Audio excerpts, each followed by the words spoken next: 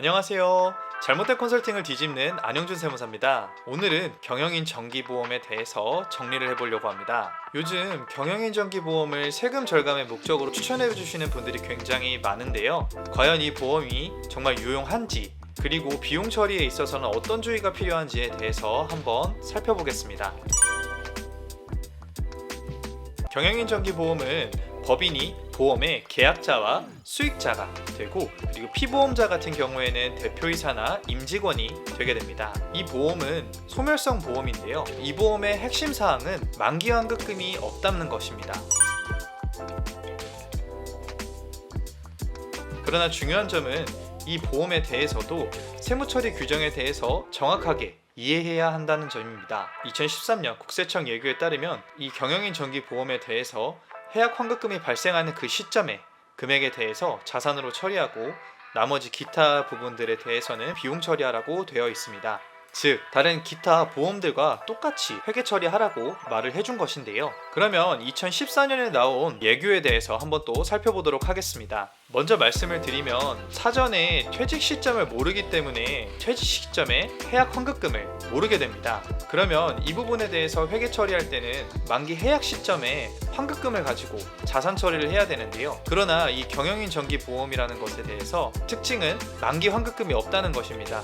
그러므로 만기 환급금 또한 0이죠. 그러므로 자산으로 처리할 수 있는 금액이 없습니다. 그래서 2014년 관련 예규를 보게 되면요, 퇴직 시점을 예상할 수 없어서 해약 환급금을 특정할 수가 없고, 만기 환급금이 없는 경우에 한해서는 납입보험료 전액을 비용 처리하라고 되어 있습니다.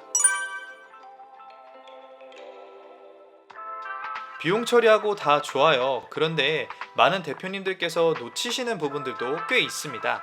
이 부분에 대해서 조금 말씀드리도록 하겠습니다. 대표적인 것으로는 이 경영인 정기보험인에 대해서 비용 처리를 하게 된다면 나중에 해약 등의 사유로 금액을 환급받을 때 이 환급액에 대해서 모두 수익금액 처리를 해야 합니다. 이거를 모르시는 대표님들이 생각보다 꽤 많으신데요. 즉, 경영인 정기보험을 통해서 납입하는 보험료를 모두 비용 처리한다면 이 비용 처리한 보험료에 대해서는 나중에 해약 등의 사유로 금액을 환급받으면 그 모든 환급액에 대해서는 수익금액으로 잡으셔야 된다는 점을 꼭 아셨으면 좋겠습니다. 그리고 여기에 추가해서 실무적인 내용을 조금 말씀드리고 싶은데요. 손비처리 내역서입니다. 손비처리 내역서라는 것은 보험사에서 저희가 직접 받아서 회계 처리를 하게 되는데요. 이 손비처리 내역서에는 보험에 대해서 자산은 몇 프로, 비용은 몇 프로, 이런 식으로 구체적으로 나와 있습니다. 이 부분을 보고 세무대리인들이 비용 그리고 자산 이렇게 회계 처리를 하게 되는데, 이 부분에 대해서는 회계사님들이 외부 감사를 진행하실 때도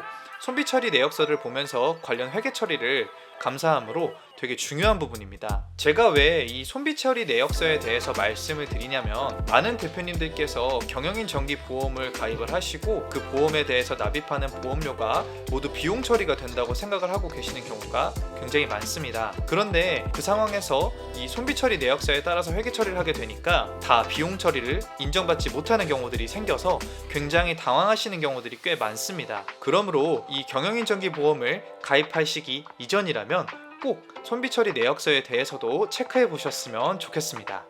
네, 오늘은 경영인 정기보험에 대해서 이야기해 보았는데요. 오늘 내용이 도움이 되었다면 구독과 좋아요 눌러주시고요. 기타 문의사항이 있다면 댓글로 남겨주시면 제가 자세하게 또 상담드리도록 하겠습니다. 감사합니다.